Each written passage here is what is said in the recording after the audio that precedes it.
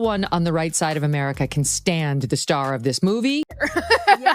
Weird. Rachel Zegler is extraordinarily woke, but she's woke in a way that's quite deranged. Yeah. Weird. But you don't seemingly like your own character, so she comes off as an insufferable, whiny brat. The star, Rachel Zegler, is unbelievably charmless in public. And to everyone who hates when I win, the winged victory came to the Louvre in pieces, and people still line up to see her. I don't think they're gonna buy it. I don't think they're gonna watch it. I don't think they're gonna like it. Every time she speaks, she gets less likable. This truly is the worst casting, maybe in the history of the film industry. Rachel Zegler, she's an asshole. And I can only hope that despite my flaws, and despite my cracks and my breaks, and there are many of them, Yeah. Weird. In the sun-scorched sprawl of Hollywood, where the air thrums with the restless pulse of ambition and the ghosts of silver screen legends rustle through the swaying palms, a storm was gathering, a tempest that would slam into the gleaming fortress of Disney, the undisputed titan of family entertainment. It was the early dawn of 2025, and the world stood on the brink of a cultural reckoning as the live-action remake of Snow White, a $270 million reimagining of the 1937 animated classic, hurtled toward its March 21st release. I know that you've told me before that your version of Snow White is different and it's more of a 2022 version of Snow White. What did you mean by that? I mean, you know, the original cartoon came out in 1937, and very evidently so. There's a big focus on her love story. With a guy who literally stalks her. This wasn't just another fairy tale dusted off and spun anew. It was a powder keg, a crucible of controversy that would expose the raw nerves of nostalgia, identity, and corporate hubris. At its molten core stood Rachel Zegler, a 23-year-old actress whose star had blazed from the gritty streets of Spielberg's West Side Story to the hallowed throne of Disney's first princess, a role that would crown her with glory and bury her beneath a landslide of vitriol. What unraveled was a vast, chaotic saga of relentless backlash, creative missteps, audience rebellion, and a box office collapse that would etch itself into Hollywood's annals, a dark parable as twisted and haunting as any spun by the Brothers Grimm, with stakes that dwarfed a mere poisoned apple. The first shockwave hit on June 22nd, 2021, when Disney unveiled its casting bombshell. Rachel Zegler, a Latina of Colombian and Polish descent, would don the iconic blue and yellow gown of Snow White. The cartoon was made 85 years ago, and therefore it's extremely dated when it comes to the ideas of women being in roles of power and what a woman is fit for in the world. And so when we came to reimagining the actual role of Snow White, it became about the fairest of them all, meaning who is the most just and who can become a fantastic leader. And the reality is, you know, Snow White has to learn a lot of lessons about coming into her own power before she can come into power over a kingdom. The fairest of them all. It was a seismic break from the pale porcelain princess of the 1812 Grimm tale and Walt Disney's hand-drawn masterpiece, whose defining trait, skin as white as snow, had been a bedrock of her identity for over a century. The studio heralded the choice as a triumph of inclusivity, a bold signal that its princesses could mirror the vibrant tapestry of modern America. Zegler, fresh off a Golden Globe win for her luminous turn as Maria, seemed a natural heir, her voice a crystalline thread that could weave magic, her presence a quiet fire that commanded attention. But the announcement was a spark flung into a dry forest. Across X, TikTok, and the fevered depths of Reddit, a roar of outrage erupted, raw and unfiltered, a primal scream that tore through the digital ether. This is no ordinary apple, my dear. It's a magic wishing apple. A wishing apple? Yes, one bite and all your dreams will come true. You offer it to me freely. In place of the patriarchy, you would have a queen! Not white, but diverse, inclusive, and equitable! I will become the leader I know I can be! All shall love me and despair! Get away from her, you hideous hag! Oh, what has she done to you? Fear not, first love's kiss can break any curse.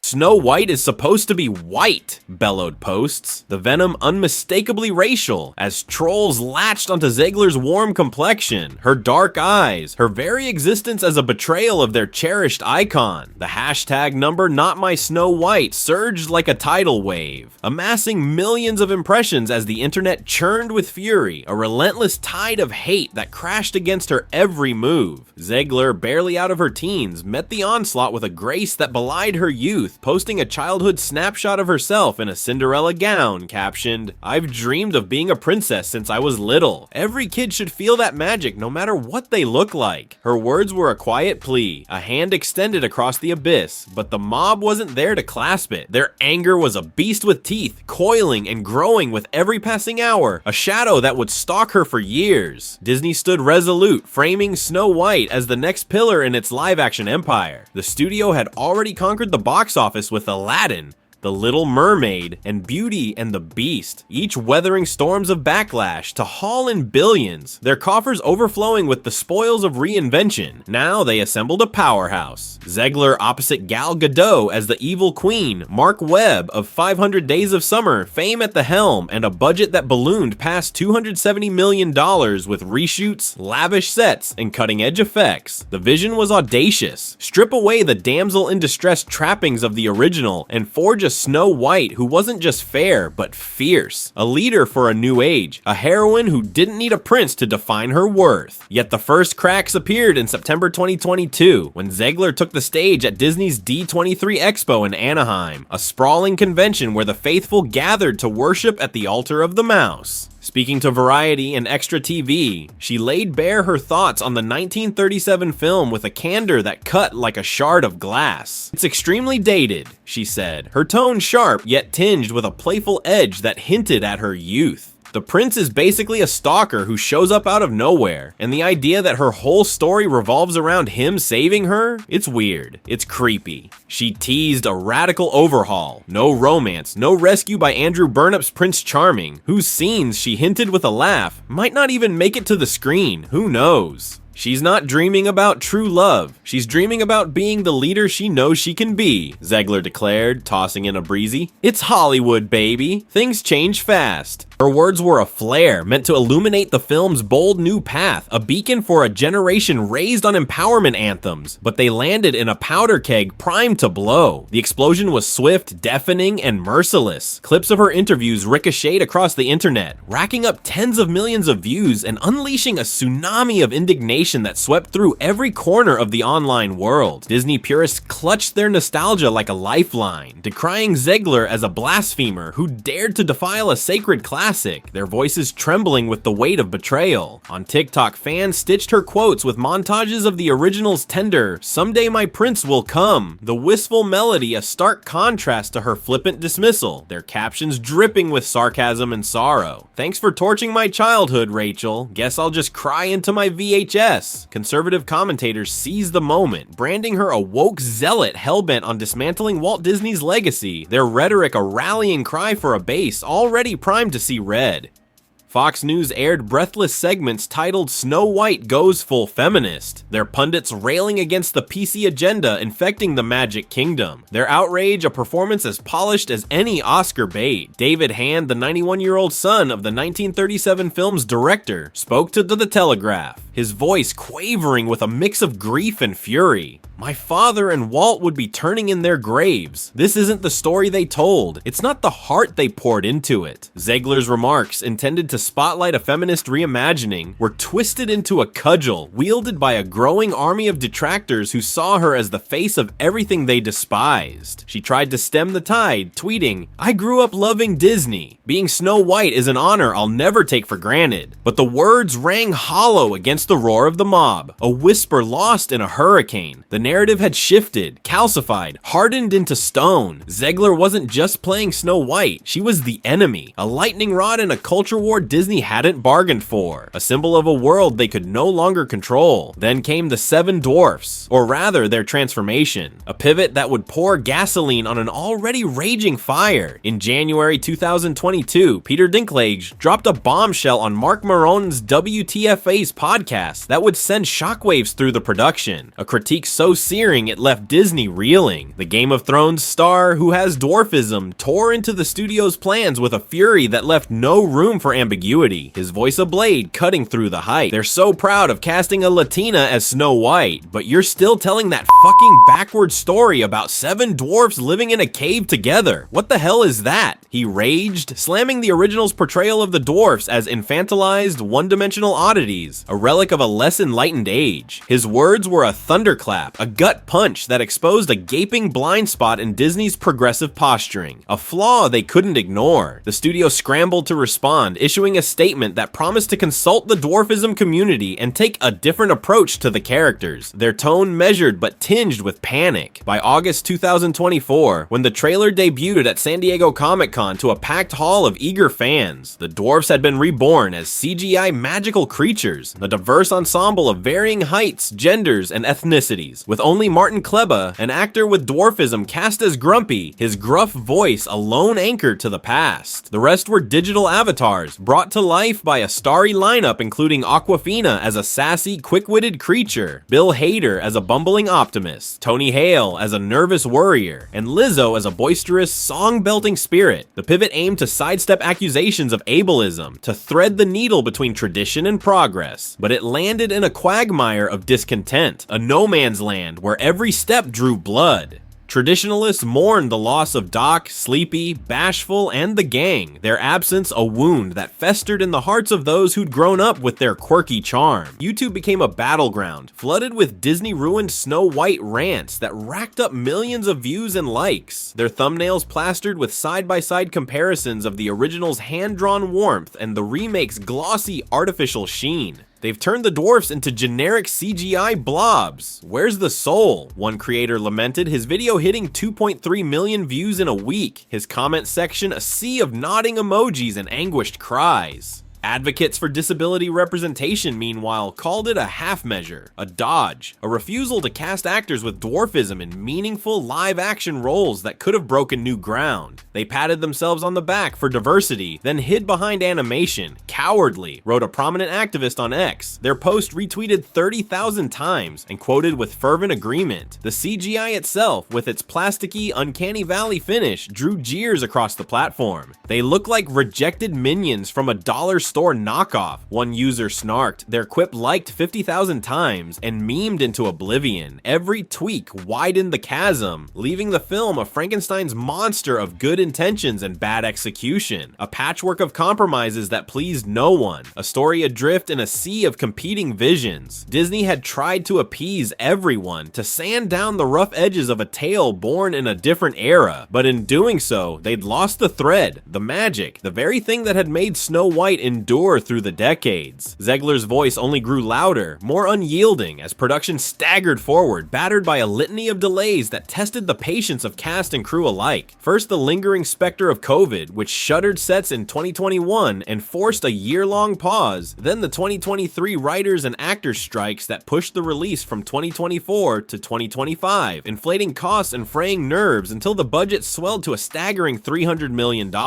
In August 2024, she posted the Snow White trailer to X, basking in its jaw-dropping 120 million views, a testament to the film's pre-release buzz, then followed it with a Molotov cocktail of a statement. And always remember, Free Palestine. The tweet was a detonation, a seismic blast that rocketed to 8.8 million views and ignited a geopolitical firestorm that engulfed the film in flames. Pro-Israel voices, including some fans of Godot, an Israeli native who'd served in the IDF and spoken proudly of her heritage, branded Zegler anti-Semitic, their anger spilling into a torrent of online vitriol that drowned out any hope of nuance. Godot faced death threats. Her security detail tripled overnight as the backlash bled into real-world consequences. Her every public move shadowed by bodyguards. Producer Mark Platt jetted to New York, cornering Zegler in a tense hours-long meeting at a Manhattan hotel, begging her to delete the post, warning of the damage to the film's prospects in a market already on edge. She refused, her jaw set, her eyes blazing with a defiance that bordered on reckless. A red flag waved in the face of a culture teetering on the brink of collapse. 3 months later, after Donald Trump's 2024 election victory, she doubled down on Instagram, her words a raw, unfiltered scream into the void. May Trump supporters and Trump himself never know peace, followed by a visceral, "Fow Donald Trump." The internet erupted in a cacophony of rage and glee, a symphony of chaos that shook the foundations of the film. Conservative influencers like Clay Travis of Outkick crowed, Disney hired the most insufferable human alive. Good luck selling tickets to a country she just told to fuck off. Their posts racking up hundreds of thousands of likes and shares. MAGA X accounts piled on, vowing a boycott with hashtags like the boycott Snow White trending nationwide. Their fury a tidal wave that swept across red states and blue alike. She hates half her audience. Let's see how that works out. One user wrote, their post liked 75,000 times and amplified by bots and brigades. Zegler issued a tepid apology, her voice softer but unbowed. Hatred and anger have pulled us further from peace, and I regret adding to it. But it was a whisper against a hurricane, a band-aid on a gaping wound. Her politics, unapologetic and incendiary, had turned Snow White into a partisan punching bag in a nation cleaved in two. A lightning rod in a storm that showed no signs of abating. Disney's PR juggernaut, typically a slick, unstoppable machine, sputtered and stalled, its gears grinding as the narrative slipped beyond their grasp. They hired a social media consultant to vet Zegler's posts, a desperate bid to rein in the chaos, but the negative buzz was a runaway freight train barreling toward derailment, its whistle a deafening shriek. Rumors of on-set friction between Zegler and Godot swirled. Insiders swore they'd bonded over late-night coffee runs and shared laughs on the chilly Vancouver sets. But the tabloids spun tales of icy glares and clashing egos, their headlines screaming Snow White vs. Evil Queen, the real feud. The March 15th, 2025 premiere at LA's El Capitan Theater was a ghost of Disney's usual grandeur. No red carpet, no flashing bulbs, just a subdued, family-friendly afternoon event designed to dodge the press's probing questions. A tacit admission that the film was wounded before it even began. Advanced ticket sales opened a scant 2 weeks before release, a telltale sign of Disney's cold feet, a stark contrast to the month-long hype machines of The Little Mermaid or Mufasa, which had flooded Fandango with pre-orders. When Snow White finally hit theaters, the numbers painted a grim, unsparing picture. $42.2 million domestically, $88 million worldwide on opening weekend, against a budget that had ballooned to $300 million with reshoots, marketing, and last-minute fixes to appease test audiences who'd recoiled at early cuts. Critics savaged it. A dismal 40% Rotten Tomatoes score. A scarlet letter that branded it a failure before the ink dried, with The Independent-Time's Clarice Loffrey calling it a lazy, visually repellent slog that betrays its own ambitions. Her words a dagger to the film's heart. The Hollywood Reporter's David Rooney piled on, dubbing it a soulless cash grab with no charm, a fairy tale stripped of wonder. While Variety's Owen Gleiberman lamented, Zegler shines, but the film drowns her in a sea of bad choices. Audiences gave it a B+ cinema score, a flicker of goodwill from those who showed up, but the word of mouth was poison, a toxic brew that spread through group chats and playgrounds. By its second weekend, it plummeted 66% to $14.2 million, overtaken by Jason Statham's gritty gay working man, a $40 million action flick that punched above its weight with a $25 million haul. Deadline crunched the numbers and projected a staggering $130 million loss, one of Disney's most catastrophic flops since the days of Mars Needs Moms and The Lone Ranger, a financial bloodbath that left analysts reeling and stockholders fuming. The post-mortem was a labyrinth of blame and recrimination, a tangle of threads threads that defied easy unraveling. Zegler's D23 comments had alienated older fans who cherished the original's swooning romance. Their nostalgia a fortress she couldn't breach. Their voices a chorus of why fix what wasn't broken. Her political outbursts, amplified by a polarized cultural climate fresh off a bruising election, repelled conservatives who might have otherwise piled their kids into minivans for a Disney outing. Their boycott a silent but devastating blow. The casting backlash, steeped in ugly prejudice, lingered like a stain. Some refused to see a Latina Snow White, their rejection a quiet but potent force that drained theater seats in swaths of the heartland. Disney's creative gambles, the sidelined prince, the CGI dwarfs, left the film a muddled compromise, neither faithful enough to appease purists nor daring enough to win over skeptics. A story that stumbled over its own feet, but the rot went deeper, a malaise that transcended the headlines and hashtags. The live-action remake trend was waning. Mufasa had stumbled out of the gate in December 2024, grossing a disappointing $650 million against a $350 million budget, its roar muted by audience fatigue. And Snow White lacked the cultural urgency of a Lion King or Aladdin, the kind of must-see event that could rally the masses. Zegler and Godot, for all their talent and charisma, weren't proven box office magnets like Will Smith or Zendaya, their names alone unable to pull crowds in an era of superhero saturation and streaming wars. The film's artificial sheen, those glossy CGI creatures, the overproduced sets that gleamed with a sterile polish, failed to capture the tactile, heartfelt charm of earlier successes like Cinderella or Beauty and the Beast, the kind of warmth that drew families to theaters in droves. Families, the beating heart of Disney's audience, stayed home, unmoved by the Twitter wars and uninspired by a story that felt neither fresh nor nostalgic. A fairy tale adrift in a sea of its own making, a ship without a compass. For Zegler, the aftermath was a crucible of fire and shadow, a trial that tested her mettle and left her scarred. She trended on X as fans rallied to her defense. Rachel Zegler rules, wrote critic David Ehrlich. His post liked 80,000 times and retweeted into the stratosphere, while detractors reveled in the film's demise, their glee a bitter chorus that echoed through the digital void.